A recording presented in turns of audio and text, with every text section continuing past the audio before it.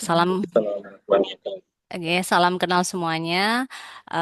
Saya Vika Megawati dari Universitas Muhammadiyah Sidoarjo. Pada kesempatan kali ini ingin sharing pengalaman bersama Bapak Ibu semua yang sudah ahli ya di bidang riset maupun di Abdimas. Dan mungkin topik kita kali ini tidak terlalu berat seperti yang sebelum-sebelumnya yang membahas Scopus Q1, Q2 ya. Ini kita expand discussion kita tentang bagaimana peran artikel riset dan juga artikel Abdimas, yang dimana kedua artikel tersebut sangat memiliki kontribusi yang tinggi bagi kita khususnya para dosen ya dalam memenuhi BKD tiap semesternya. Oke, mohon izin untuk share materi. Bentar, saya buka dulu. Oke, sharing materi ini. Apa sudah nampak Bapak Ibu? Mungkin bisa cross Sudah. check. Nggih, Sudah. sudah. Ya, Bu. Siap. Oke, baik, kita lanjutkan ya. Jadi judulnya The Impact of Research and Community Service Articles on Knowledge and Empowerment. Di sini saya ingin berbagi pengalaman sekaligus ingin berdiskusi dengan Bapak Ibu semua yang sudah pernah ya melakukan publikasi baik itu riset maupun artikel Abdimas karena ternyata dalam dunia pendidikan, khususnya dalam profesi dosen, itu artikel tidak hanya melulu artikel riset saja, tapi juga kita memiliki chance untuk mengembangkan suatu artikel ilmiah dari kegiatan pengabdian kepada masyarakat, sehingga itu juga memiliki poin tertentu ketika kita melakukan kewajiban kita setiap semester di BKD Sister khususnya ya. Oke, kita lanjut. Outline yang kita akan sharing bersama yang pertama yaitu Research and Community Service Articles Overview. Ya, jadi apa yang sama dari kedua artikel ini, kemudian Common Mistakes in Community Service Articles, karena saya juga baru menulis beberapa artikel Abdimas dan belajar banyak hal juga dari hasil review eh, editor jurnal Abdimas ya, sehingga saya mau berbagi pengalaman dan juga mungkin nanti silakan Bapak Ibu yang juga memiliki pengalaman yang sama atau bahkan yang lebih menarik ya, nanti bisa kita saling sharing di forum ini. Kemudian the role of research article in developing community service articles. Nah, sebenarnya main kontennya adalah ini, itu peran artikel riset Bapak Ibu dalam mengembangkan ide artikel Abdimas kita. Bisa nggak ya kita bikin artikel Abdimas dari artikel riset kita? Gimana ya caranya ya? Nanti mungkin kita akan beri beberapa tips ya sehingga bisa memperkaya wawasan kita semuanya. Dan yang terakhir adalah recommendation, terutama dari feedback reviewer yang sudah pernah kami terima dari proses di jurnal Abdimas itu sudah kami rangkum sehingga nanti saya juga bisa cerita apa yang sudah kita lakukan untuk melengkapi sehingga artikel Abdimas itu bisa terbit di jurnal. Dan tujuan kita pada sesi kali ini adalah developing one title for community service article based on research article. Harapannya nanti ya kalau saya sudah sharing dengan PPT ini, dengan materi ini, Bapak Ibu sudah punya apa ya, ancang-ancang atau desain judul apa ya yang kira-kira mau saya kembangkan sebagai riset Abdimas dari riset sorry, artikel Abdimas dari artikel riset saya seperti itu gambarannya. Oke, lanjut.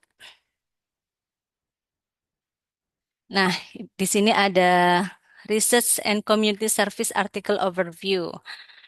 Nah, di sini ada beberapa persamaan Bapak Ibu yang kita bisa cermati ketika kita membaca artikel riset dan juga Abdimas dari sisi format dan organisasi ide. Strukturnya mirip, di mana keduanya itu meminta kita ketika mengembangkan suatu artikel dimulai dari judul, kemudian abstrak, ada pendahuluan, metodologi, hasil pembahasan, kesimpulan, dan daftar pustaka. Keduanya membutuhkan itu semua. Jadi tidak ada perbedaannya.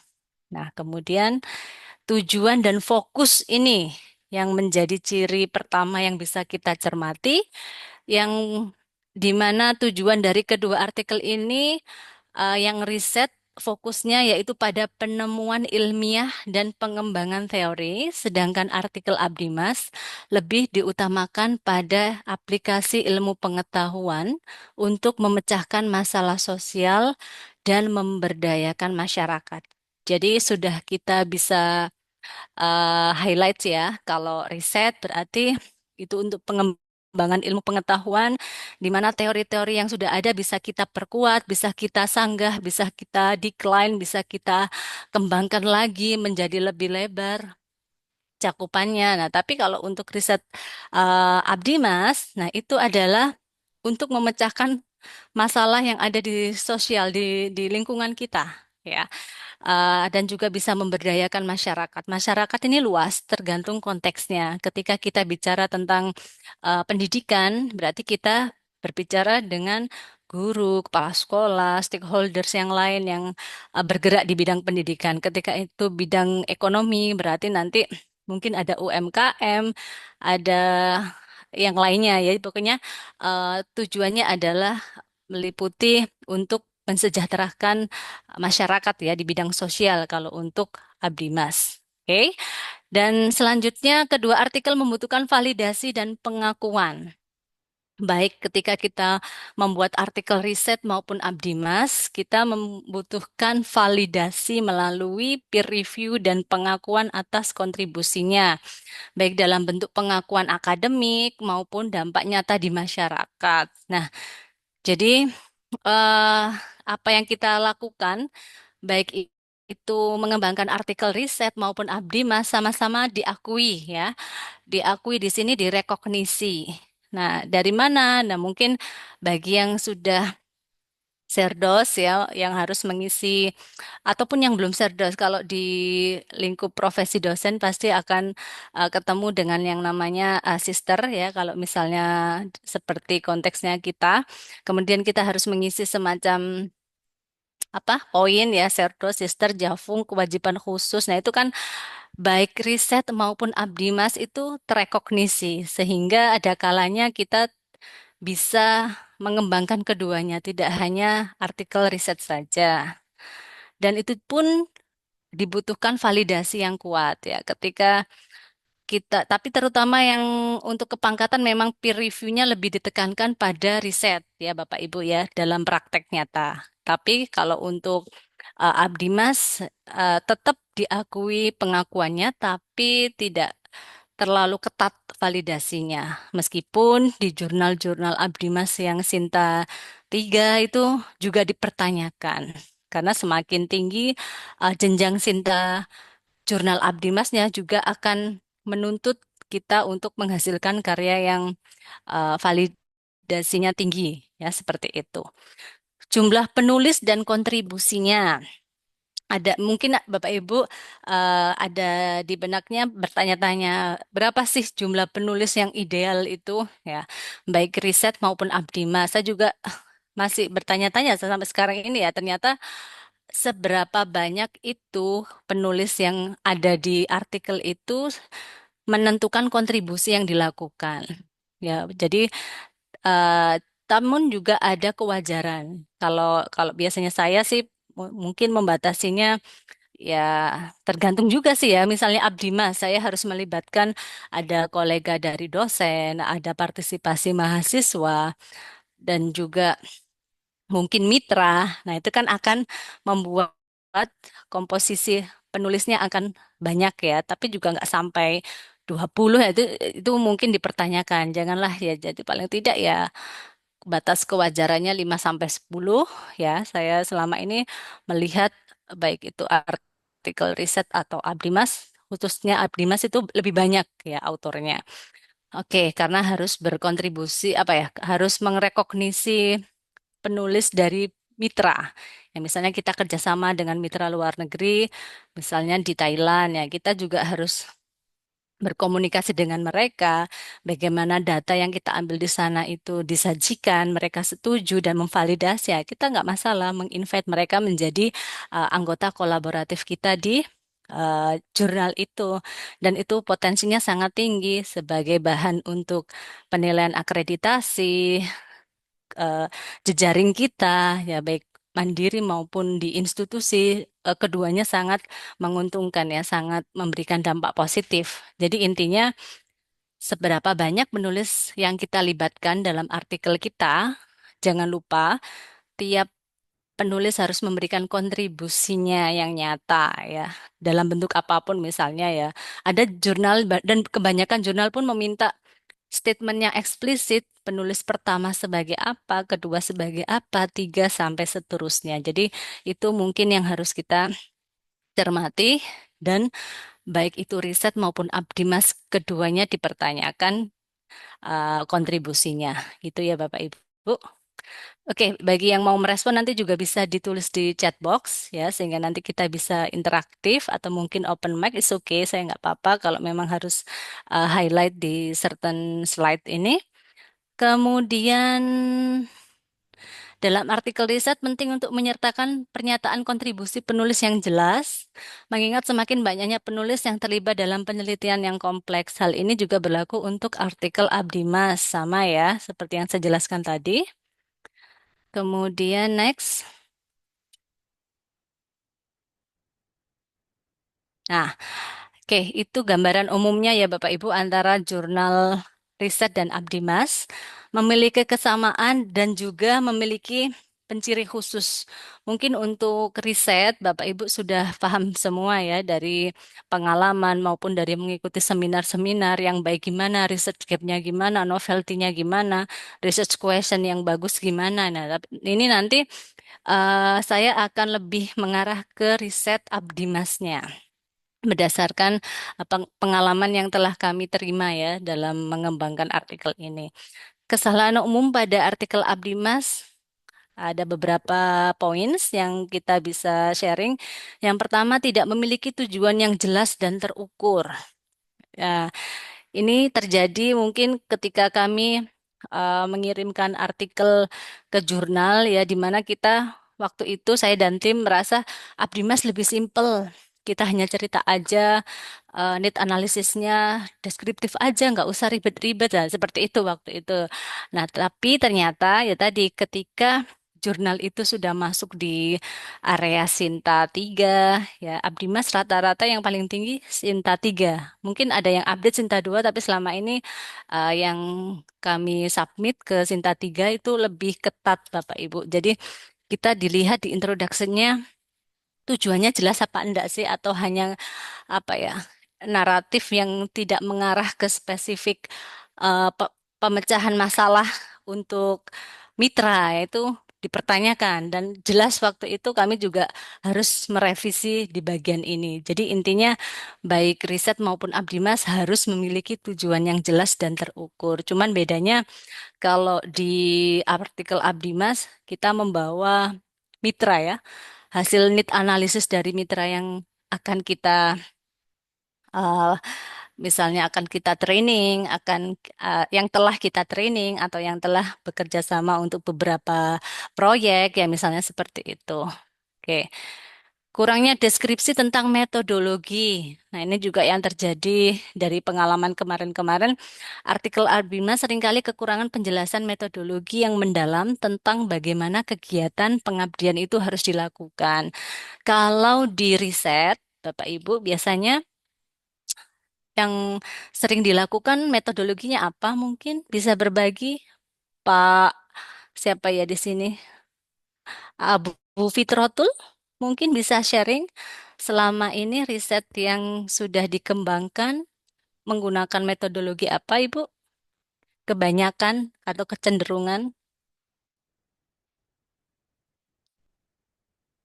Mungkin bisa di open mic ya. Mungkin bisa berbagi dengan Oke, kami. Oke, Bu mohon Fitrotul. izin. Iya. Oke, terima kasih Bu Vika. Dengan keterbatasan eh, pemahaman yang saya miliki, biasanya Untuk Abdi Mas itu metode yang kami gunakan masih bersifat prosedural ya. Jadi mulai dari persiapan, kemudian pada saat pelaksanaan itu berupa workshop atau pelatihan, Baik.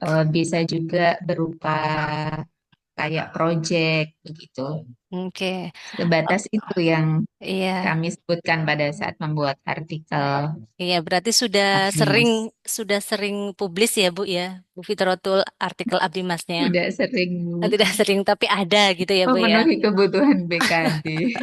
Oh iya, pemenuhan BKD. Oke, betul betul betul. Nah, makanya itu kita karena trigger itu ya Bapak Ibu yang rata-rata profesinya di sini sebagai dosen ya kita mau nggak mau harus bergerak. Nah, cuman di sini kan ada pilihan ya. Ketika Abdi Mas itu kita memiliki alternatif yang banyak. Terima kasih Bu Fitrotul atas sharingnya. Jadi bisa melakukan kegiatan A, kegiatan B, kegiatan yang lain dan salah satunya adalah membuat artikel Abdi Mas yang nanti bisa diakui ya sebagai poin pengabdian masyarakat. Oke, jadi metodologinya itu kadang masih membingungkan. Kalau di riset itu kan sudah jelas ada kuantitatif, ada kualitatif, bahkan mixed method. Tinggal desainnya yang lebih spesifik, kita milih yang mana. Nah, seperti itu. Tapi kalau di metodologi artikel Abdi Mas itu sangat luas, bahkan banyak sekali modelnya ya. Tinggal kita memiliki acuan yang dari sumber mana. Nah, misalnya seperti ini. Oke, ada yang namanya pendekatan partisipatif, ada yang dalam bentuk pelatihan. Nah, itu sudah dinamakan metode kalau di Abdimas ya, Bapak Ibu ya. Ada yang pendampingan, tuh apa bedanya pelatihan sama pendampingan? Ya, ya kalau pendampingan benar-benar dikawal dari misalnya project ada yang on the spot dan juga PR di rumah sehingga kita harus mengontrol itu dari semacam alat komunikasi atau grup WA sehingga intensif ya pendampingan itu. Kemudian ada pengelolaan proyek.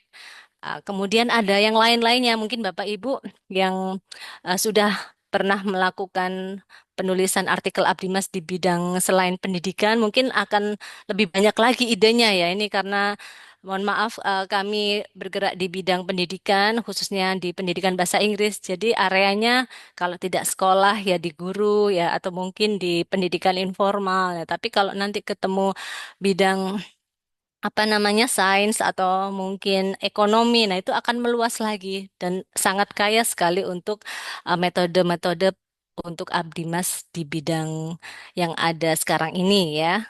Oke, selanjutnya tidak menyertakan evaluasi dan dampak program. Nah, ini juga dipertanyakan kemarin di artikel kami sebelum terbit itu eh, evaluasinya bagaimana dilakukan. Kita observasi langsung atau kita memonitor dengan mengunjungi pembelajaran yang menggunakan media yang dikembangkan oleh guru saat pelatihan misalnya. Dampaknya apa? Nah, itu juga harus terukur ternyata Bapak Ibu ya. Sehingga di metode tadi tidak hanya menyebutkan metodenya apa, namun kita juga harus menyebutkan alat ukurnya apa, targetnya seperti apa, sehingga nanti ketika menyajikan temuan itu bisa nampak ada perbedaan antara sebelum misalnya ya, kalau ini kita pakai metode pelatihan, sebelum pelatihan dan setelah pelatihan, semacam itu. Kemudian kurangnya referensi yang relevan. Artikel Abdimas kadang-kadang tidak cukup mendasarkan pada referensi yang relevan mengenai teori, metode pengabdian atau program pengabdian sebelumnya. Penulis mungkin merasa bahwa artikel Abdimas lebih bersifat praktis dan tidak memerlukan referensi akademik yang banyak. Nah, ini itu juga yang ada di mindset kami di pengalaman di awal-awal. Jadi mindset kami merasa oh Abdimas ya ini nggak ada referensinya gitu. Jangan salah, kita juga masih bisa menggunakan referensi yang dari artikel riset, Bapak Ibu ya. Cuman memang ada baiknya referensi-referensi itu diutamakan yang dari sesama artikel Abdimasnya, sehingga kita mencari gap, mencari novelty itu juga berdasarkan sintesis kita dari bacaan referensi artikel Abdimas. Pasti ada ya. Saya rasa saat ini semakin banyak jurnal Abdimas dan juga semakin banyak artikel Abdimas yang muncul karena juga banyak hibah, baik itu internal maupun di nasional maupun di kalau di kami di kampus juga ada yang dari PP Muhammadiyah itu ya, risetmu. Nah, itu kan banyak sekali chance ya untuk sebagai bahan referensi. Nah, itu kita bisa explore di situ. Kemudian tidak menggunakan data yang valid dan terpercaya. Artikel Abdimas seringkali tidak menyertakan data yang valid atau terpercaya dalam menjelaskan hasil atau dampak kegiatan. Ini hanya seringkali ya, bukan berarti semuanya. Ya mungkin yang pas baru belajar ya, seperti saya saat di awal dulu. Jadi datanya tuh tahu valid enggaknya tuh gimana ya? Ya otomatis kan nanti harus dicek cross member member check ya, cross checking, kemudian instrumennya seperti apa atau asal buat atau memang sudah adaptasi dari instrumen yang ada. Nah, itu juga harus diperhatikan. Beberapa penulis mungkin hanya menggunakan narasi kualitatif tanpa dukungan data kuantitatif yang menunjukkan efektivitas program. Kadang juga dari pengalaman yang kami lakukan, ada juga ketika kita submit jurnal, pokoknya narasi itu juga terbit tuh ada, sehingga kami merasa oh bisa ya. Nah, tapi mohon maaf waktu itu memang posisinya jurnalnya belum terakreditasi, sehingga kita nulis simple pun ya insya Allah pasti publis gitu ya. Nah, tapi ternyata ketika kita mencoba ke jurnal yang lebih tinggi level akreditasinya, nah ternyata kita shock ya. Kok gini ya, kok rinci ya reviewernya. Nah, karena itu ya tadi acuan dari para editor maupun para pengelola jurnal itu terpaku pada syarat akreditasi jurnal di mana syarat itu berlakunya sama, baik itu jurnal Abdimas maupun jurnal riset ya. Sintanya mereka 1 sampai 6 juga sama ya. Sehingga di sister itu kan ketika kita publish artikel masuknya tidak disendirikan, tapi di publikasi karya ilmiah ya, disamakan di penelitian. Jadi kurang lebih seperti itu. Penyajian data tidak disertai tabel, grafik, dan diagram. Ya, dulu ini saya malas bikin diagram, grafik, tabel ya, tapi ternyata diperlukan. Akhirnya tergeraklah untuk membuat, oh, partisipan saya berapa, ya demografi, ya sama kayak di mana? Di riset ya kita harus jelas siapa sih target kita, masyarakat yang kita targetkan untuk mengalami penguatan dalam keterampilan tertentu itu siapa? Sekolah yang mana? Ya, guru-guru yang mana? Otomatis itu digambarkan semua juga pada penyajian data. Ya, kemudian ada grafik juga untuk melihat aslinya nggak paham, menjadi agak paham. Aslinya nggak tahu, menjadi lebih tahu. Nah, itu juga bisa divisualisasikan dengan berbagai metode ya, tidak tidak fix harus pakai yang diagram batang atau pakai yang chart apa diagram lingkaran, tidak ada fix rule, cuman memang visualisasi itu penting baik itu di riset maupun di jurnal Abdimas. Diagram digunakan untuk menggambarkan proses atau langkah-langkah dalam pelaksanaan program Abdimas.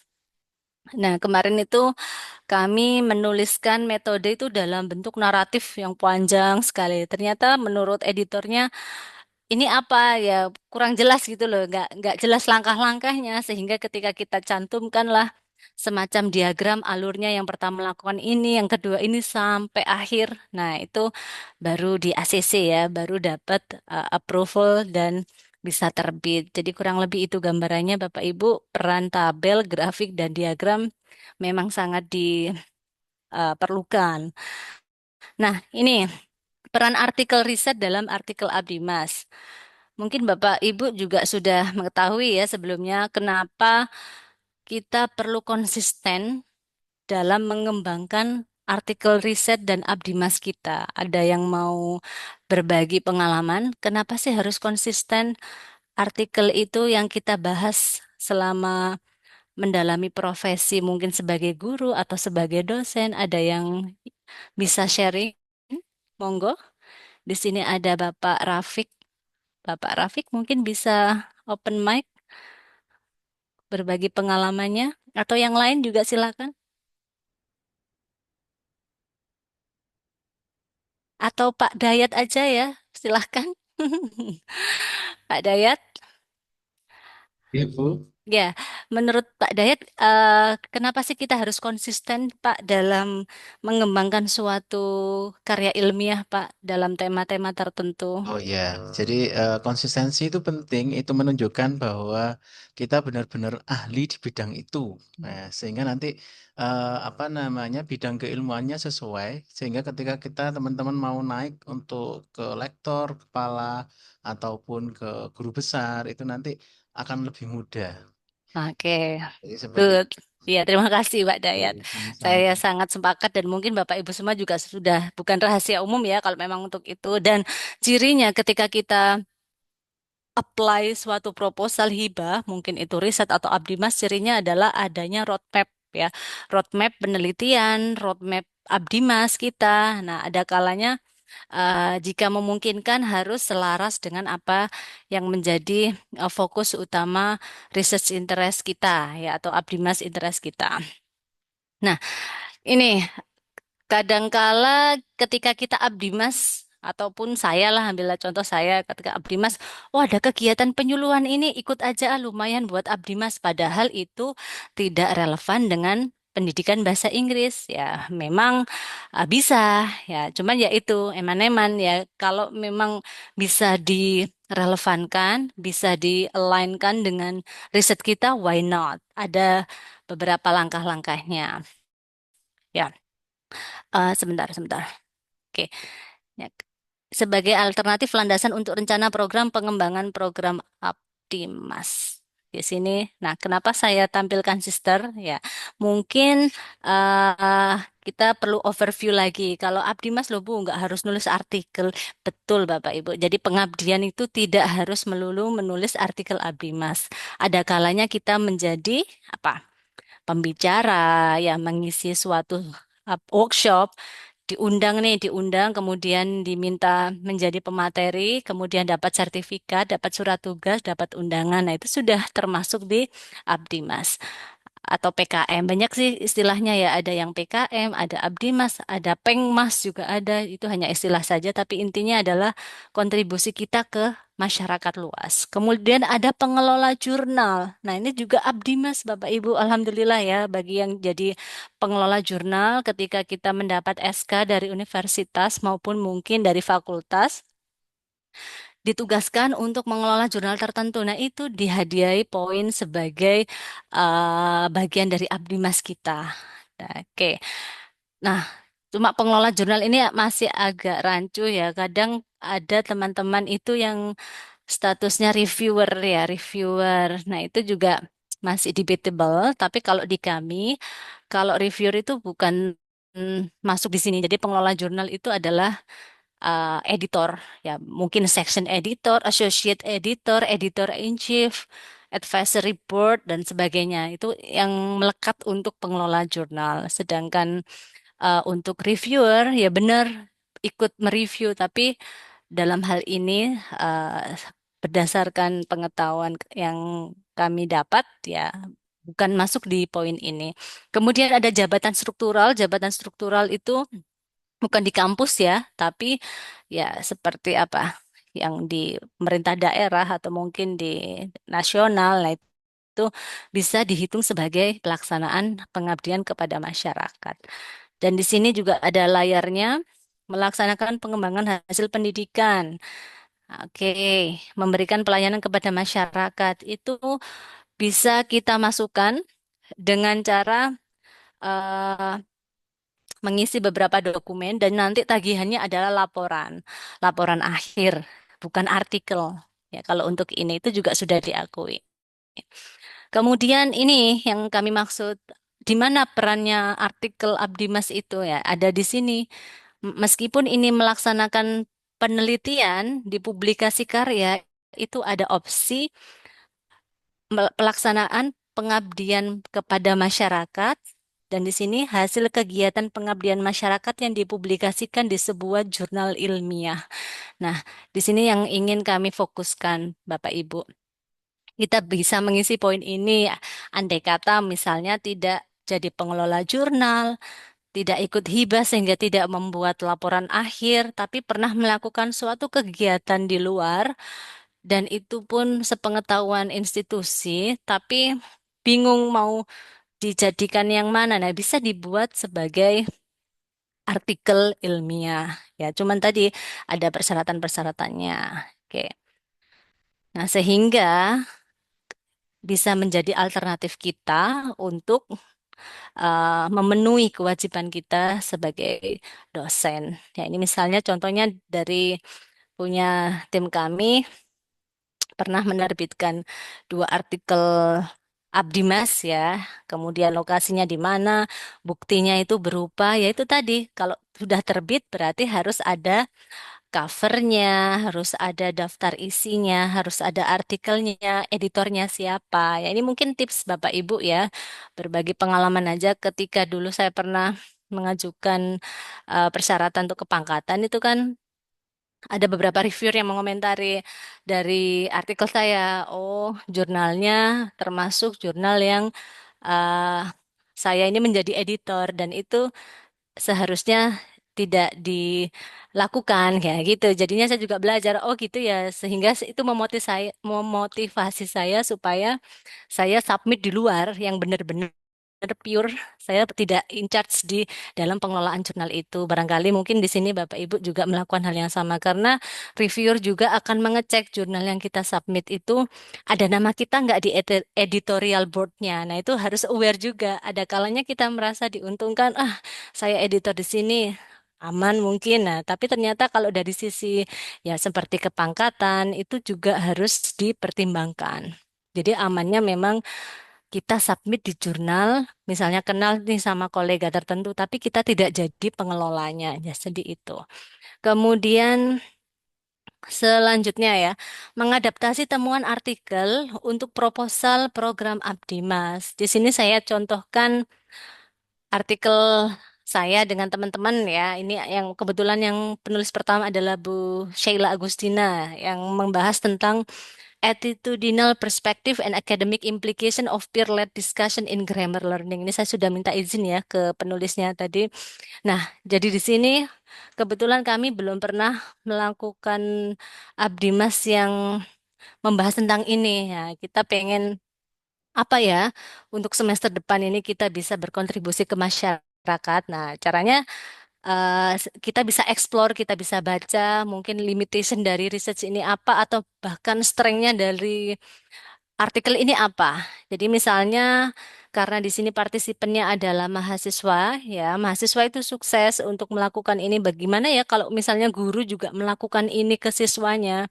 Berarti kan kita punya peran. Dosen kan bisa terjun ke lapangan atau ke sekolah lah ya, karena ini bidang pendidikan untuk mencari tahu dulu apakah memang diperlukan workshop semacam pelatihan yang fokus pada strategi pembelajaran bagi guru-guru ya tidak harus bahasa Inggris karena kan peer-led discussion ini kan bisa dilakukan untuk bahasa apapun ya atau mungkin mata pelajaran apapun bisa diterapkan juga ya. Kebetulan ini kan karena kita home base-nya di bahasa Inggris jadi diterapkan di bahasa Inggris dan kebetulan dosennya juga dosen grammar jadinya di kelas grammar. Nah, kalau kita bawa konteks ke beberapa aspek juga sebenarnya bisa. Tinggal kita aja yang mempersiapkan desainnya.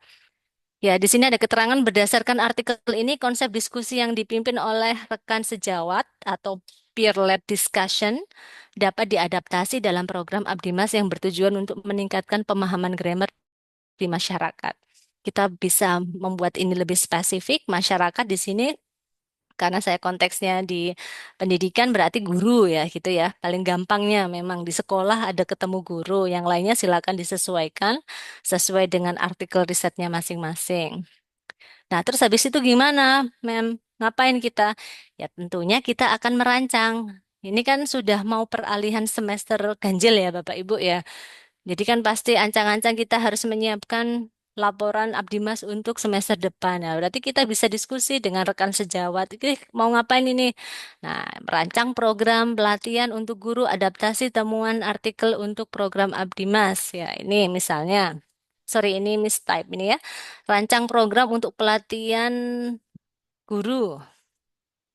Kemudian implementasi di sekolah ya setelah ada rancangan sudah disepakati dengan tim. Ini juga apa namanya tips juga sih Bapak Ibu yang mengajar di kampus ya di universitas. Kalau misalnya melakukan suatu kegiatan, jangan lupa mahasiswanya juga di-invite. Ya, di-invite untuk menjadi tim suksesnya ya. Jadi nanti poinnya ketika publikasi, ketika bikin hak cipta atau mungkin granted paten dan sebagainya, kita juga punya poin kolaborasi dengan mahasiswa. Bahkan ada juga kesempatan mahasiswa bisa belajar dari apa yang kita lakukan dan membawa topik ini menjadi riset tugas akhir mereka. Sehingga mereka juga bisa lulus dari ide yang sudah dipelajari saat menjadi tim kita.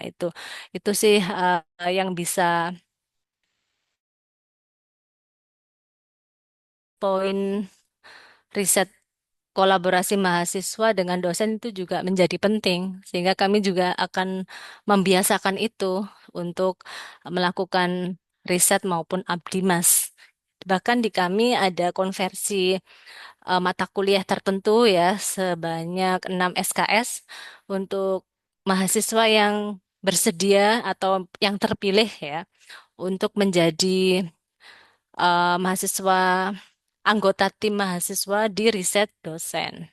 Nah, itu kan juga sangat diuntungkan ya. Dia bisa mengeksplor pengalamannya dengan dosen dan juga menghasilkan suatu karya. Dia belajar mendesain atau merencanakan suatu event, apalagi ini suatu abdimas ya, yang paling sering kita bisa melakukan pelatihan atau semacamnya. Kemudian setelah implementasi di sekolah, dari judul yang tadi ya Bapak Ibu, karena ini judulnya peer-led discussion, pendampingan dan evaluasi.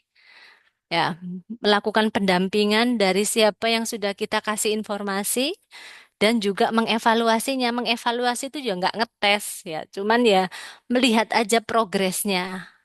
Apa yang kita lakukan ke guru-guru itu bermakna atau tidak ya. Kok sama ya? Kita selesai pelatihan sama nggak pelatihan kok mereka tetap nggak, berarti kan ada sesuatu ya. Maka dari itu di perencanaan ini harus didiskusikan secara matang. Nah, kemudian masuk ke pelaporan dan publikasi, sehingga muncullah artikel kita yang Abdimas itu di suatu jurnal. Untuk detailnya seperti ini. Oke, program ini mengajarkan cara mengimplementasikan diskusi peer-led discussion dalam pengajaran tata bahasa, karena memang berkaitan dengan itu, sehingga nanti ketika kita bikin roadmap penelitian maupun roadmap Abdimas, kata kuncinya muncul ya, dan kita juga bisa menginvite dosen-dosen yang interest di bidang ini atau mungkin beririsan ya. Misalnya kita mau mengiriskan ini dengan teknologi, berarti kita bisa menginvite dosen yang dari jurusan yang areanya menyangkut teknologi. Implementasi di sekolah. Kalau pelatihan ini eh sesuai pengalaman, kalau untuk 1 hari aja kurang ya Bapak Ibu ya, di mana kalau harus kita dampingi sehingga mendapatkan hasil yang maksimal, kita juga harus terjun ke lapangan ya paling tidak beberapa hari lah. Kalau kami biasanya minimal 3 hari untuk melihat progresnya dan ada konsultasi atau refleksi dari para partisipan yang menjadi mitra kita. Oke, setelah pelatihan atau workshop, penting untuk melakukan pendampingan langsung di kelas. Nah, ini juga yang sudah kita lakukan. Jadi kita masuk ke kelas-kelas gimana sih? Misalnya kemarin kita melakukan pelatihan digital storytelling dan Bapak Ibu guru mengimplementasikan langsung di kelas sesuai dengan mata pelajaran yang diampu. Nah, ternyata seperti ini hasilnya di kelas 4 dan seperti ini di kelas 6. Nah, itu juga kita pelajari apa ya strength-nya, apa ya limitasnya seperti itu. Dan tidak harus dibenarkan di saat itu juga. Justru itu nanti akan sebagai bahan tindak lanjut untuk program selanjutnya. Itu fungsinya adanya evaluasi.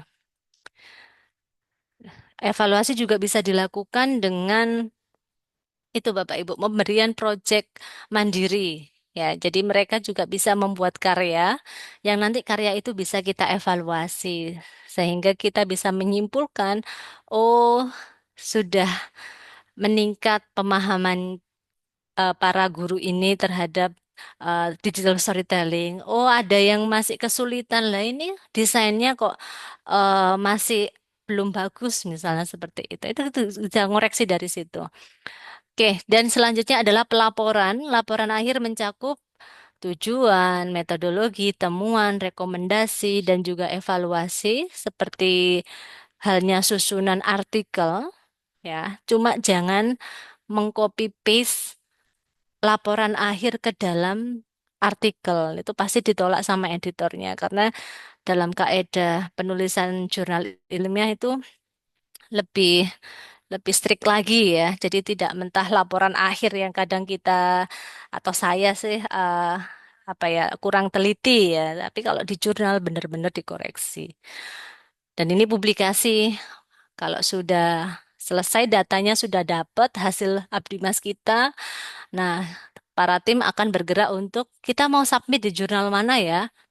Ini berbayar apa enggak? Lama apa enggak? Ini mungkin pertanyaannya ya. Padahal kita sudah dikejar laporan akhir.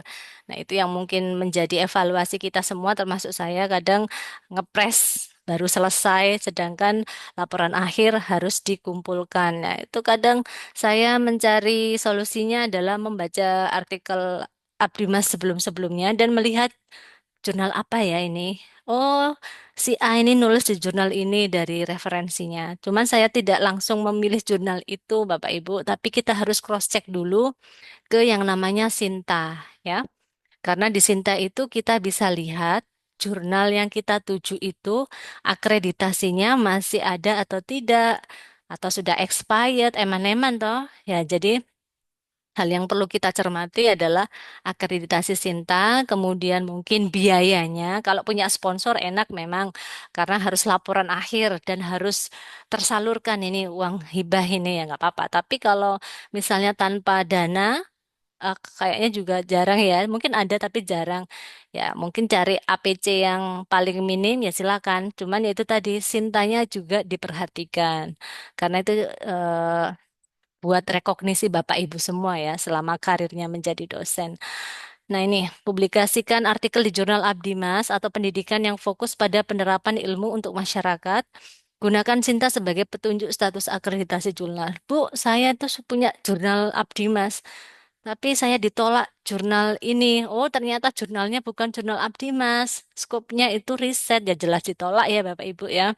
Salah alamat kalau kita ngumpulin jurnal artikel Abdimas ke jurnal riset itu apa ya 99% ditolak ya karena mereka juga sangat ketat seleksinya sudah tahu riset strukturnya seperti apa kalau Abdimas itu seperti ini pemecahan masalah nah itu sangat sangat apa ya signifikan sekali perbedaannya sehingga cross check dulu di Sinta ya apa itu jurnal yang masih berlaku akreditasinya dan juga rutin terbitnya tuh mungkin kalau mau tanya bisa cepet apa enggak itu ya kan ada kontak info. Ya memang kadang kita dikejar deadline tapi juga memang pengelola juga harus menjaga kualitas. Kadang juga antrian submissionnya itu banyak ini curhat ya karena di jurnal kami juga seperti itu. Dan tidak ada fast track kalau untuk di JIS. Mungkin di jurnal lain sudah pada banyak yang apa ya, memberikan jalur fast track dengan mungkin ada biaya tertentu. Nah, itu juga bisa sebagai pertimbangan Bapak Ibu.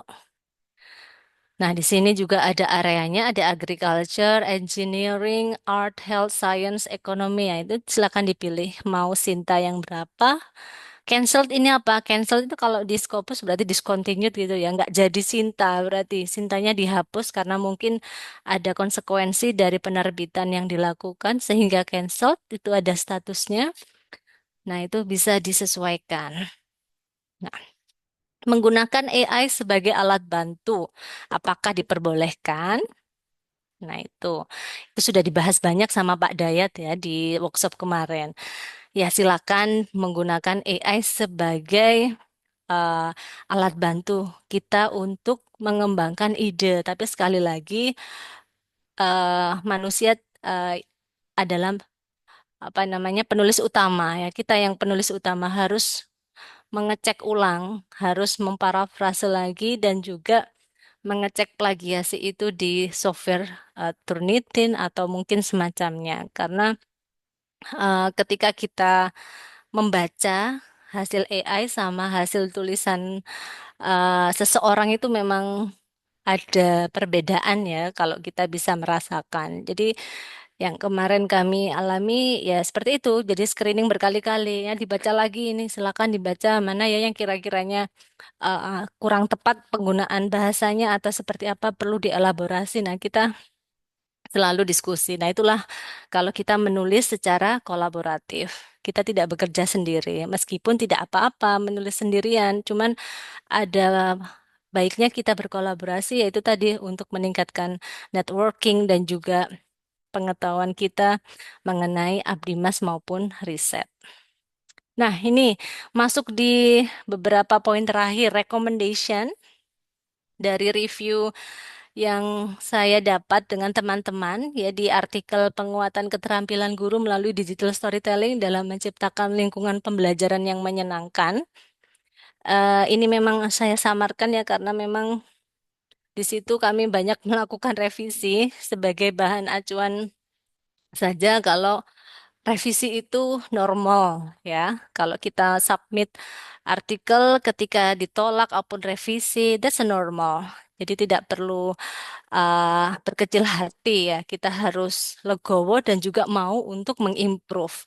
Ini aja kami lakukan review respon ada 8 halaman mungkin ya. Jadi eh, tips kami ketika kita dapat feedback dari reviewer itu kadang kan ada yang suka menjawab langsung di kolom comments-nya, ada yang suka pakai track changes, ada yang suka pakai semacam ini kolom. Jadi ada bagian mana yang dikomentari, kemudian ini komentarnya, dan kemudian dilanjut dengan revisinya. Nah, ini yang kami lakukan kemarin. Kami menotif editor, ini revisi kami, sudah kami rubah menjadi seperti ini, ya seperti itu, sehingga kita juga akhirnya belajar banyak. Oh, ternyata ini nggak boleh. Oh, harusnya seperti ini. Nah, kurang lebih itulah yang bisa kita lakukan. Banyak alternatif dan Bapak Ibu sendiri yang bisa menyesuaikan. Kecuali kalau diminta editornya tolong kirimkan beserta highlighted revision. Ada yang juga minta seperti itu. Nah, itu harus dituruti. Tapi kalau tidak ada permintaan khusus dari pengelolanya, ya berarti kita bisa menentukan. Salah satunya ya menggunakan review respon ini atau kalau pakai track changes, kita bisa mengirimkan versi clean dan juga versi track changes-nya. Sehingga kita loh lakukan revisi loh seperti apa yang diminta. Nah, kita bisa uh, menyampaikan itu di kolom revisi. Nah, ini untuk title, susun judul secara strategis, hindari menyebut lokasi atau mitra secara eksplisit, fokus pada keunikan, inovasi, dan manfaat program. Nah, coba kita lihat titlenya ini ya. Jadi tidak ada, misalnya kan saya ada di SMI Muhammadiyah Kedung Banteng Sidoarjo, yaitu tidak kami cantumkan, ya tidak boleh dicantumkan di situ, sehingga ketika membuat title memang harus menarik ya, karena itu juga yang akan menarik minat pembaca untuk eksplor lebih jauh lagi dan juga mengembangkan apa yang sudah kita lakukan di Abdi Mas ini, Bapak Ibu. Kemudian yang selanjutnya abstrak. Nah, ini tulis abstrak dengan struktur jelas. Waktu itu susunan kami memang kurang, sehingga ada feedback mengenai apa itu latar belakangnya harus disebutkan, tujuannya lagi, metode hasil dampak, mitranya, lokasi, peserta, bentuk intervensi, ya yang tadi metode itu apa, pelatihan atau workshop yang seperti Bu Fitrotul sampaikan tadi. Nah, itu harus disinggung, gunakan bahasa formal, objektif, dan hindari frasa normatif. Introduction. Kalau di sini di jurnal Abdimas, di artikel Abdimas ya, bangun narasi dari umum ke khusus Bapak Ibu ya. Konteks, konsep, masalah, mitra, tujuan. Ini yang mungkin bisa kita jadikan pegangan ya. Konteksnya seperti apa, konsepnya, masalah yang muncul apa, ya, mitranya siapa dan juga tujuan. Karena memang eh, artikel Abdimas itu ditujukan untuk menyelesaikan atau memberikan alternatif solusi bagi mitra kita. Sintesis referensi bukan hanya kompilasi, tekankan urgensi sosial berdasarkan kebutuhan nyata. Itu rangkuman eh, review dari artikel kami. Uraikan metode secara akademik, hindari bullet or numbering. Nah, saya masih ingat waktu itu ada beberapa poin yang harus kami kasih bullet ya. Ini loh bullet apa poin-poin gini ya, itu tidak boleh ya, strict sekali ya waktu itu reviewnya. Jadi tapi memang betul ya, harusnya memang tidak, tapi dijelaskan secara paragraf. Itu kadang kita yang sering lupa. Jadi itu diperbaiki lagi, jelaskan alasan pemilihan pendekatan. Kita menyebutkan pendekatannya A, tapi tidak memakai rasional yang cukup. Kenapa kok harus seperti itu? Nah, itu ternyata harus dielaborasi, Bapak Ibu. Fasilitatornya. Nah, saya masih ingat di situ juga kami tidak mengeksplor setiap penulis itu harus melakukan apa itu belum. Nah, ternyata pada feedbacknya itu diminta sehingga kami harus menyebutkan eh penulis satu melakukan pendampingan saat tanggal ini, sehingga penulis tiga juga melakukan apa. Nah, itu harus kami sebutkan semua untuk kontribusi masing-masing penulis yang terlibat di artikel itu.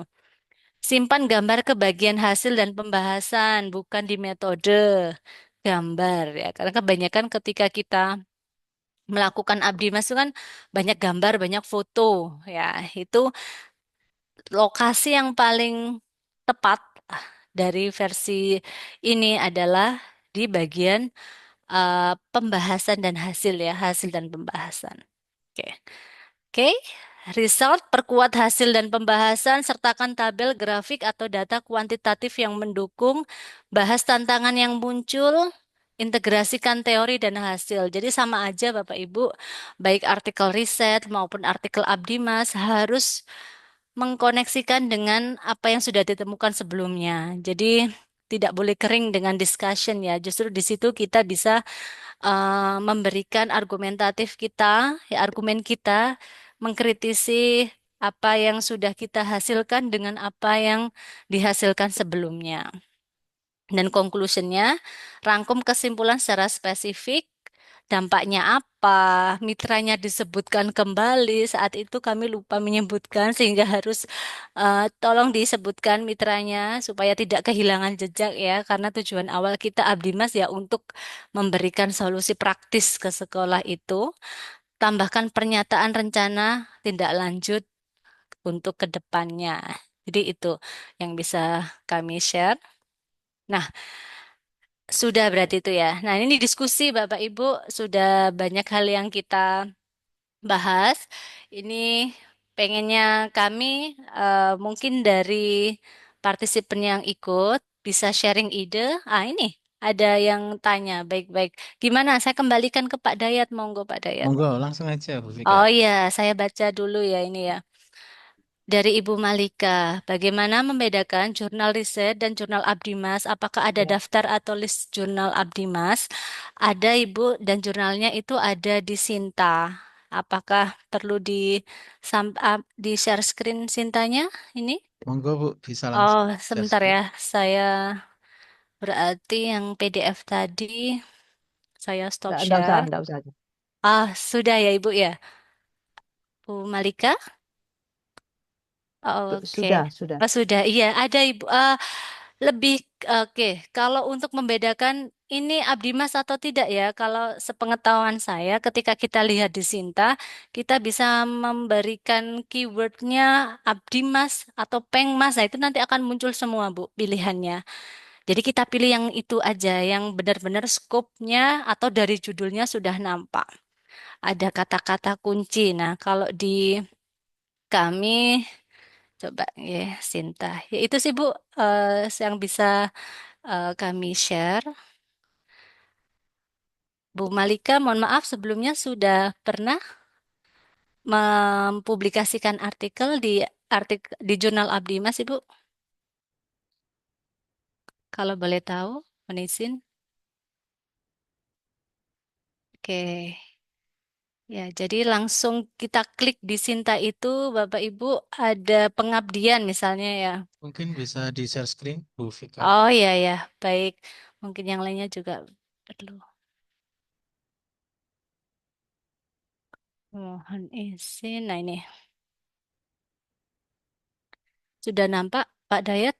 Oke, siap. Oke, sebentar ini. Oke.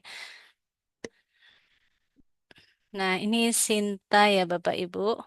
Sinta nih, kok ketutup ini sih ya. Sinta kemdikbud.go.id, tinggal masukkan saja source, kemudian jurnal. Nah, biasanya kalau saya ya pakai jalur yang simple aja ya, pengabdian masyarakat misalnya itu. Filter misalnya Sinta 3. Nah, di sini adakah? Oh, tidak ada, berarti pengabdian.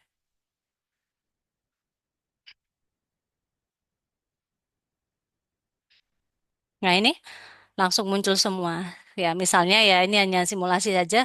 Ada publikasi pendidikan, jurnal pemikiran, penelitian, dan pengabdian masyarakat. Ada juga yang menggabungkan Bapak Ibu. Jadi kita Iya, bisa cermati satu persatu memang ya, supaya tidak salah. Misalnya ini ya, jurnal Mandala. Nah, iya, iya. step yang kedua itu kita pastikan akreditasinya masih berlanjut. Nah, kalau di sini ada Iya, 2028 Sinta Vika ya. Seperti itu dan seterusnya, oke? Terima kasih. iya, Nah, iya. ini oke, Iya, makasih Bu sama-sama Vika. ya. Iya, Iya. Terima oke. kasih, Bu Vika. Mungkin dari Sama-sama. teman-teman ada pertanyaan lagi? Belum ada? Kalau belum ada, saya pengen tanya, Bu.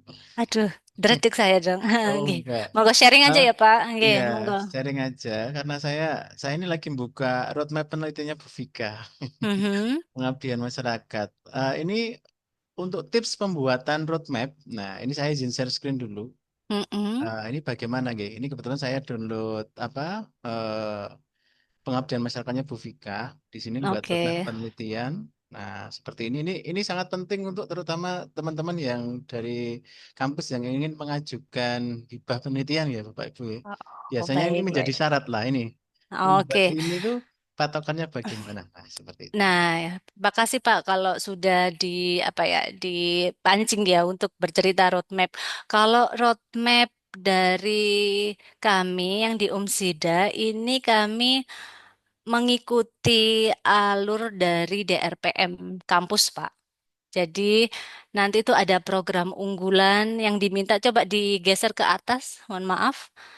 Nah, setiap tahunnya itu, nah ya itu jadi kami di Umsida difokuskan untuk pengembangan pada SDGs ya, peran-peran Abdi Mas kami itu harus dikaitkan dengan SDGs, apa? Sustainable Development Goal, sehingga masing-masing dosen itu harus sudah tahu arah Abdi Mas kami ini untuk solusi di bidang apa ya. Ya, jadi kurang lebih seperti itu. Karena kami di pendidikan sehingga kami mengarahnya pada pendidikan di SDGs Quality Education yaitu yang number 4. Kemudian ada juga program unggulan bisa digeser selanjutnya. Nah, ini berarti target-targetnya.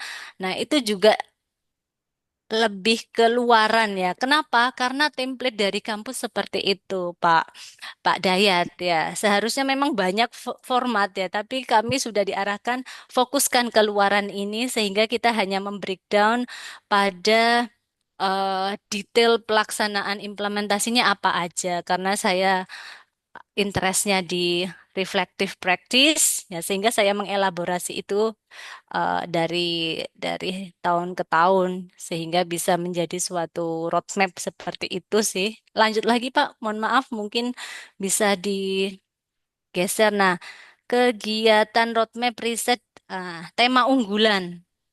Ini seharusnya Abdi Mas ya, Kak. Untuk tema unggulan sendiri itu juga ditentukan oleh kampus, Pak Dayat, sehingga kita tinggal mengembangkan. Ada misalnya pemecahan masalah, mau ini kurangnya penguasaan bahasa Inggris yang interaktif. Berarti tema unggulannya yang atas, inovasi dan implementasi model media dan teknologi pembelajaran itu sudah ada pagunya di universitas. Jadi nanti bisa disesuaikan kembali Bapak Ibu ketika bikin roadmap itu memang tidak bisa suka-suka kami ya, suka-suka saya, tapi kita harus berkaca lagi, loh kampus kita apa ya targetnya? Oh, kita harus support itu.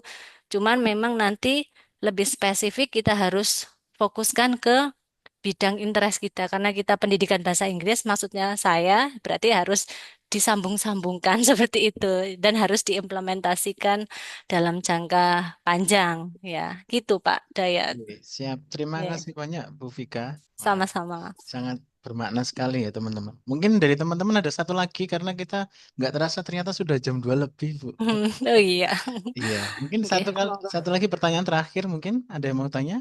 Monggo kalau mau sharing juga nggak apa-apa, silakan Bapak Ibu. Monggo. Ada Bu Erma di sini. Assalamualaikum.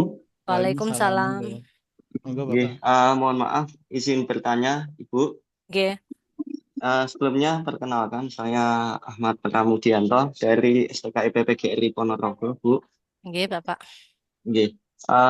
Ini mohon maaf, nggih, saya mematikan Oke, tidak video karena masalah. sinyal. Oke, nggak apa-apa Nggih. Pak, it's okay. Nggih. Jadi pertanyaan saya begini, Bu. Eh, Beberapa waktu yang lalu, saya dan tim itu menerima hibah internal untuk program PKM. Nah, cuman permasalahannya kita itu di PHP oleh beberapa jurnal PKM, Ibu. Maksudnya di PHP itu begini, kita sudah submit, bahkan kita sampai nyebar, cuman eh, tidak ada respon sama sekali, seperti itu. Nah, kemudian pertanyaannya adalah, itu kan pengabdian sudah dilakukan eh, 2 tahunan yang lalu. Nah, jika kita ingin mensubmitkan ke jurnal untuk tahun sekarang itu, apakah masih bisa atau tidak? Dan jika tidak bisa, kira-kira untuk mengakalinya gimana Bu supaya bisa? Begitu. Oke, terima kasih sebelumnya Ibu. Oke, terima kasih Pak Ahmad Pramudianto atas sharingnya. Itu ada Bu Oke. Mai yang raising hand ya. Sebentar ya Bu, satu-satu mungkin. Pak Ahmad, terkait apakah data saya sudah expired atau belum gitu, gitu. Kemudian sudah disebar itu maksudnya gimana Bapak? Apakah sudah disubmit di jurnal atau beberapa jurnal atau bagaimana? Di seperti beberapa jurnal pengabdian Bu. Dan itu Artikelnya, memang, artikelnya nggih, sama. Artikelnya sama. artikelnya sama, tetapi kami menyesuaikan template jurnal itu, Oke. masing-masing jurnal. Oke, oke. Nah, Nggih. yang pertama mungkin bisa kita pelajari bersama-sama Bapak Ibu ya. Ketika kita submit jurnal, kalau bisa, atau bukan kalau bisa ya, nanti saya ada peluang. Jangan disubmit ke beberapa jurnal. Itu yang pertama, Pak. Nggih. Karena nanti Iya. bisa double publication, yang mana akan eh, membuat Bapak sendiri ataupun institusi ataupun pengelola jurnalnya akan bermasalah ya ke depannya. Karena akan terdeteksi plagiasi misalnya yang jurnal A sudah terbit kemudian yang B akhirnya diterbitkan misalnya itu nanti akan double publication. Nah, Delala ini kan belum dipublish ya, berarti kan belum ada publikasi. Yang kedua, apakah sudah menghubungi editornya Pak, baik itu dengan WA ataupun dengan email? Sudah Ibu, tetapi tidak ada respon juga. Nah, itu yang kami. Kalau memang tidak ada respon, bisa withdraw. Withdraw itu menarik artikelnya kalau memang sudah tidak ada jalan keluar lagi, tapi memberikan notifikasi. Jadi diinfokan, mohon maaf Bapak Ibu, kami tim ini menarik kembali artikel kami karena sudah sekian lama tidak ada respon itu is okay. Daripada nanti ternyata itu sudah direview-kan, tapi reviewnya memang lama sehingga gak balik-balik gitu ya. Jadi gitu Pak. Yang kedua, di-state-kan aja kalau memang mau ditarik, sehingga sana akan membaca. Pastinya kalau pengelola jurnal ada email itu, insya Allah akan masuk datanya informasi itu. Kalaupun nanti diterbitkan, Bapak bisa menginfokan, kami sudah menyatakan kalau artikel ini ditarik melalui email. Nah, silakan nanti kan ada data-datanya gitu nanti sebagai penguat. Nah, yang ketiga, apakah data kami masih valid ya, masih belum expired? Saya rasa is okay, Pak. Karena itu kan memang benar-benar dilakukan dan itu juga luaran hibah ya kan Bapak punya utang, luarannya Oke. belum. Ya itu gak Nah, apa-apa. itu masalahnya, Bu. Iya, heeh, jadi harus dipenuhi kan hutangnya. Nanti tetap di-acknowledge loh Pak, apa namanya siapa yang memberikan hibah di ucapan terima kasih ya. Biasanya kan di bawah sebelum referensi itu kan ada, itu harus di-acknowledge. Jadi misalnya ada catatan dari kampusnya, enggak cairkan dana hibahnya.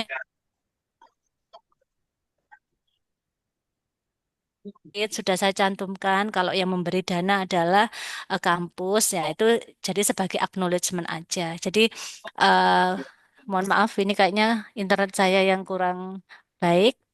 Oke. Jadi kurang lebih seperti itu. Pak Ahmad, apakah ada pertanyaan lanjutan? Oke, baik, cukup Bu Vika. Oke, Terima kasih atas oke, ilmunya. sama-sama Oke, Bapak. matur nuwun. Oke. Oke, Terima kasih Pak Ahmad. Ini ada Bu Mai yang raise hand. Monggo, oke, Bu Mai nggih, monggo. nggak apa-apa Bu. Nggak apa-apa, nggak Ya, apa-apa. baik. Makasih Bapak, Ibu. Mohon izin juga tidak visualisasi. Em, Sedikit bercerita, Ibu. Terima kasih dengan pencerahannya mengenai khususnya publikasi Abdi Mas di jurnal manapun itu. Em, izin share pengalaman saya tahun kemarin.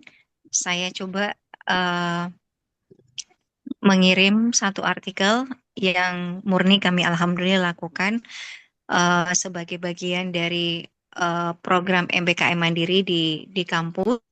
Dan pada saat itu alhamdulillah mencoba mengikuti template yang ada dan saya tidak perlu spill nama jurnal tersebut.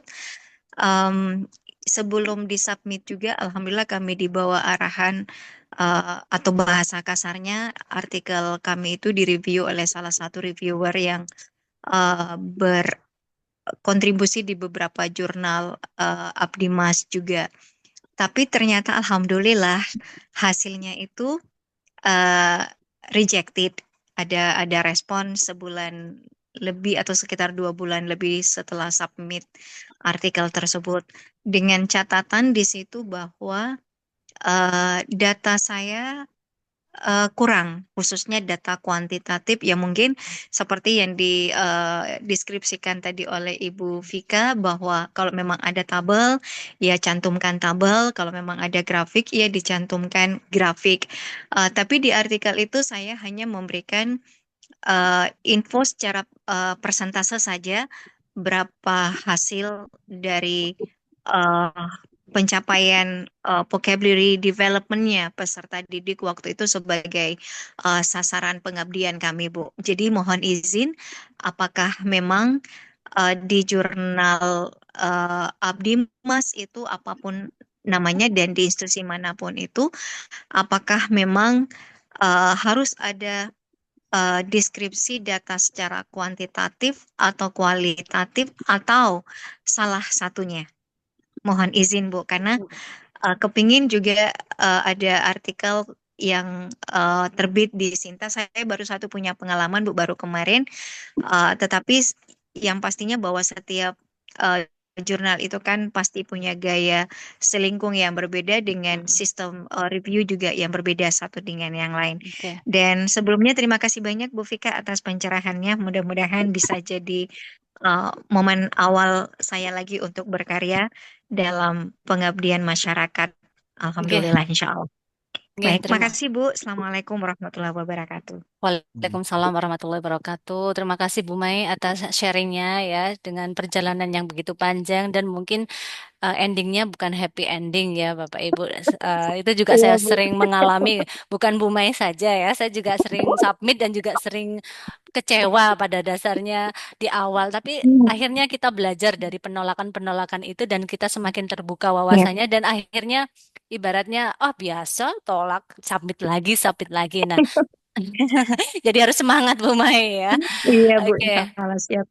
terkait apakah harus kuantitatif, apakah boleh kualitatif, itu juga jawaban yang apa ya, relatif Bapak Ibu, karena saya juga ada pengalaman sebelum yang baru ini saya terbit itu saya hanya, sorry, saya bukan apa ya, kuantitatifnya nggak ada. Jadi memang display karena itu refleksi dari peserta ya, sehingga datanya kan semacam kayak apa ya, coding ya, tematik gitu ya, karena Iya. itu secara tertulis itu nggak apa-apa.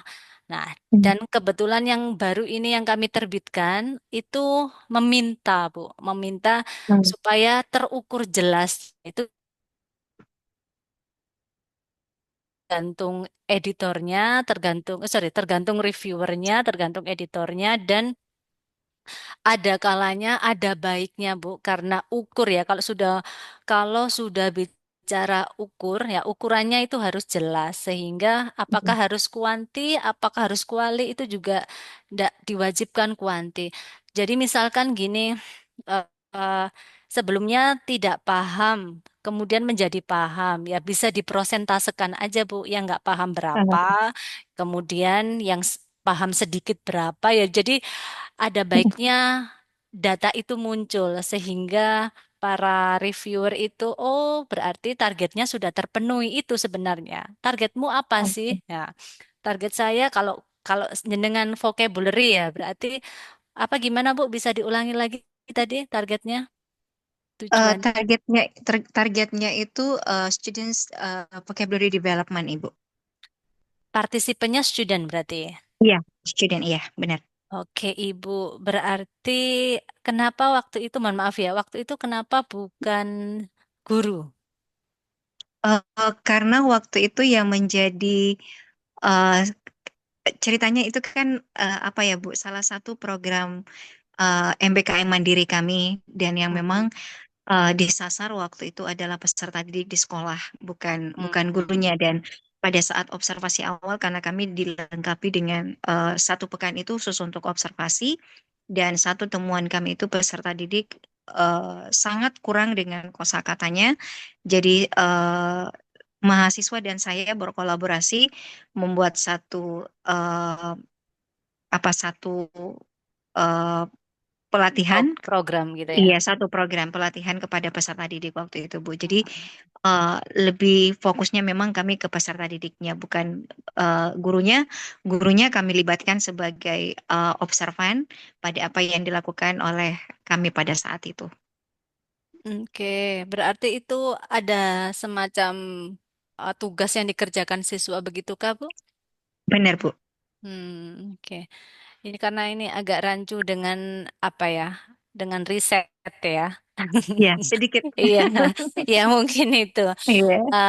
Jadi selalu karena ini masih mau masih mau diterbitkan, gitu kan? Eh, Kap- iya, Bu, masih mau Oke. diterbitkan. Iya. Ya, gitu aja nggak apa-apa karena memang fokusnya waktu itu kan untuk pemberdayaan siswanya ya, Bu ya. Jadi Iya, ada Bu. kalanya kuantitatifnya tetap dimunculkan aja. Oke, baik, Ya, siap. oke.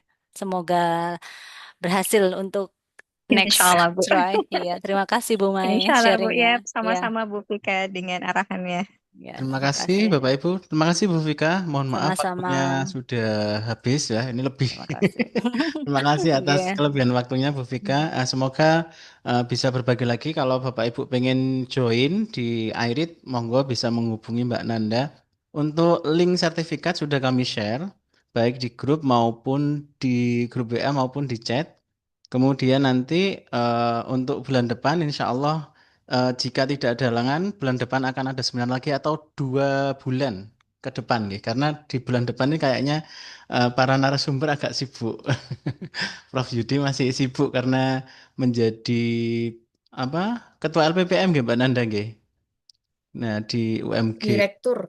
Wah, direktur Direktur. loh kan, direktur makin sibuk. Jadi yang jelas ke depan tetap kita fokus di publikasi, tidak hanya di penelitian, tapi juga ada di pengabdian masyarakat. Kemudian info yang terupdate yang saya dapatkan, Bu. Jadi kalau jurnal Abdimas memang maksimal itu Sinta 3, tapi bisa juga jadi Sinta 1 dan 2. ataupun Scopus dengan syarat, ada syaratnya ini. Syaratnya adalah sama seperti template-nya penelitian, jurnal penelitian. Jadi disamakan termasuk kontennya harus dirubah seperti benar-benar artikel penelitian seperti itu. Itu kemarin yang saya dapat dari pelatihan pengelolaan jurnal karena saya juga ngelola jurnal ini baru. Jadi lumayan. Oke, Dan Pak, Masya makasih nggih, Allah. update-nya. Bapak Ibu yang submit artikel, kemudian kok lama ya, 1 minggu terus Anda merasa lama, oh itu belum lama Bapak Ibu. Jadi di Belum jurnal lama. itu, enggak, di jurnal itu biasanya yang bikin lama memang reviewer. Jadi reviewer itu kan, mohon maaf, rata-rata kan memang sukarela, nggih, tidak dibayar. Tapi beberapa jurnal juga bersedia membayar walaupun tidak besar. Sehingga kami dari editor itu juga apa ya kesulitan untuk mencari reviewer yang satset gitu. Ya. Jadi yang satset itu agak sulit memang ya. Jadi memang rata-rata kalau di pengelolaan jurnal mau itu penelitian maupun pengabdian masyarakat biasanya yang lama itu di reviewer gitu Bapak Ibu. Jadi jangan disalahkan editornya. Karena editor ini sudah satu artikel bisa disebar ke 5 reviewer, tapi kelima-limanya salah satu aja belum ada yang ini mengembalikan. Biasanya seperti itu. Lah ini Bu Vika ini pengalamannya lebih banyak kalau urusan reviewer, karena beliau juga pengelola jurnal Sinta 2. Dan mungkin nanti di pertemuan yang lain akan ada juga pelatihan, mungkin bisa bertemu dengan Bu Vika kembali, khususnya tentang pengelolaan jurnal ataupun pengabdian masyarakat dan penelitian, termasuk dana hibah mungkin ya Bu ya. Nah, oke, mungkin itu saja. Terima kasih dari kami. Kurang lebihnya mohon maaf. Untuk nanti rekaman akan kami share juga linknya di WA grup Airit. Bagi yang belum join grup Airit bisa menghubungi Mbak Nanda. Terima kasih. Kurang lebihnya mohon maaf. Saya Iris. Assalamualaikum warahmatullahi wabarakatuh. Waalaikumsalam Waalaikumsalam warahmatullahi wabarakatuh. warahmatullahi Terima kasih Bu wabarakatuh. Vika. Terima Terima kasih kasih banyak. semuanya.